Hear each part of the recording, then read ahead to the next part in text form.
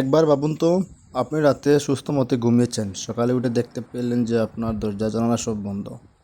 যে কোনো ক্রমে আপনি হয়তো বাইরে আসলেন, তখন রাস্তাঘাট সব কিছু বরফে জমে গেছে। আপনি তখন কী করবেন? কোদাল দিয়ে এই ধরনের রাস্তার সড়ক তৈরি করবেন। দেখলে মনে হবে কোনো পাহাড় কেটে এই রাস্তাটি সড়ক তৈরি করা হয়েছে, কিন্তু না, আসলে এই রাস্তা আগেই তৈরি করা ছিল, কিন্তু বরফ আইসে জমে যাওয়ার কারণে পরে আবার পুনরায় এটা খনন করে রাস্তা পুনরায় রূপ ফিরিয়ে আনা হয়েছে। তা না হলে কিন্তু মানুষের চলাচল এবং দৈনন্দিন কর্মকাজ করা সম্ভব নয়। এই দৃশ্যটি যদি বাংলাদেশ হতো তাহলে কেমন হতো? মানুষ বাংলাদেশের ঠান্ডাতেই রীতিমতো বয়ে কাঁপে আল্লাহর কাছে পানা চায় যে এই ধরনের শীত দিয়ে মানুষকে যেন শাস্তি না দেওয়া হয়। তাহলে এই আইসের দেশে যদি বাংলাদেশের নাগরিকরা কন্টিনিউ বসবাস করতো, বা এই আইস যদি বাংলাদেশের পরিবেশে পড়তো, কী হতো? যাই হোক, এই রাস্তাটি আইস কাটার পর সুন্দর লাগতো।